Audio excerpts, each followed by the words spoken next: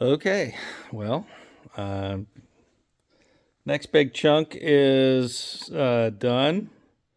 So I'll show you what I was able to do, what I had to take apart to get this off. So, as you can tell, the coolant manifold is off. You have to get these bolts off. This is the gasket. This was actually a real pain in the ass. Once I got everything disconnected, it's a matter of prying it out.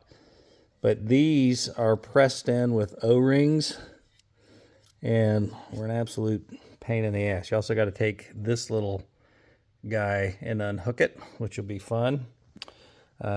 Next thing I got to do is take this off. I've got a special claw foot that I'm going to put on that.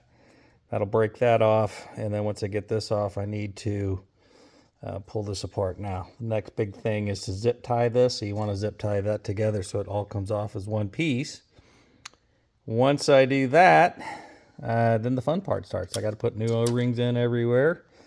Here's the seal. The gasket's actually not in that bad a shape. This is where it came off. And I need to get these out of here, get those cleaned up, but got a whole water pump. Probably will end up selling this sucker if somebody wants it. Then I got to put this part on. So it's progressing pretty well. More to come. Okay, I'm back. Lighting kind of sucks right now. I got too many lights on in the garage, or in the barn. But got the side cover off. Was the last video showed. Let me show you.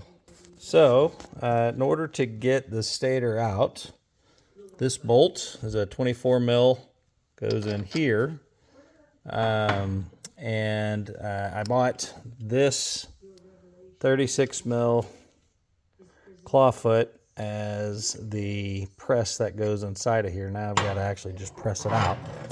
A couple things that I've heard on these that people say are going bad is that these magnets will actually come off. That's been a common problem on the Pan Am. Mine feel okay. This one feels actually a little loose.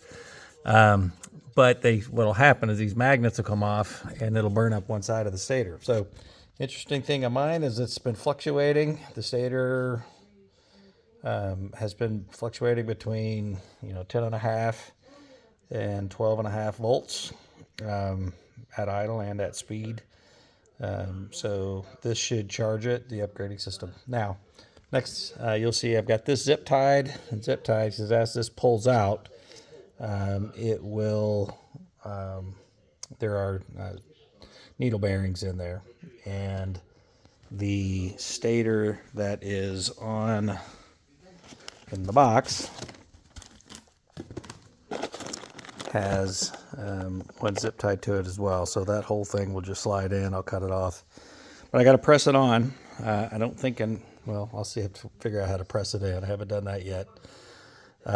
In order to get that off, I've got and I just bought this on Amazon. I'm not 1,000% sure what size it is. We're going to see that size. Nope. Maybe. Nope, not that. So I need to see. I got a driver in here. One of these drivers ought to work. That'll get in and press it. So anyway, that's the next thing. I got to figure out which one of these fit, and then I got to actually work to press the sucker out. Heard a couple different ways to do it. I'll probably take a break tonight and get after this tomorrow, because I got a couple things that I got to do for work before I take the day off. But it's coming right along. Thing that stinks about this bike is literally getting to everything. It's kind of a pain in the ass, but hopefully we'll get her back on and back running. See you soon. Okay,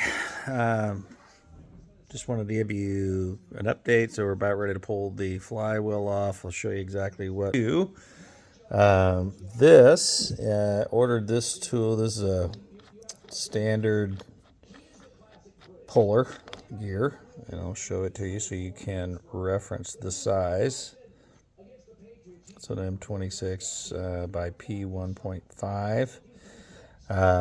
And inside of that, I had a 4-inch piece of rebar, and you just basically push it in that way, and it will pull off the rotor. So you just screw it in here, screw this in there, and then it will press out the rotor.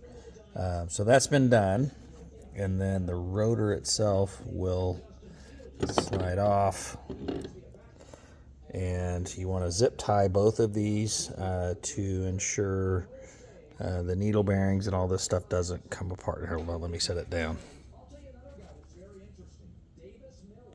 Okay, so this is all pressed in there. It's kind of a one-piece fitting, and the needle bearings will come out of this. I'll show you in just a second. Let me set this thing down here. I put the towel in there just to keep metal from coming in. So this is all pressed. It's like a cone bearing, but these needle bearings will slide. If this was taken apart, these needle bearings will actually pull out, and then you got to be able to put all the bearings back in. So next step is obviously to start reassembly. Pretty excited about that. I do have to take the hoses out of the other cover, which I'll do that, but right now the focus is getting the new stator on, getting it bolted in, and then I can begin the process of putting everything together. It's coming along. Okay, so there is a key, just as an update. When you go to install the rotor, you'll see this dot. It's hard to see down inside of there, but there is a groove. But that dot will align to that key on the stator. So you put that in, and then essentially it's pressed in with the initial screw. So that's how this all goes together. So I'll put that on and be right back.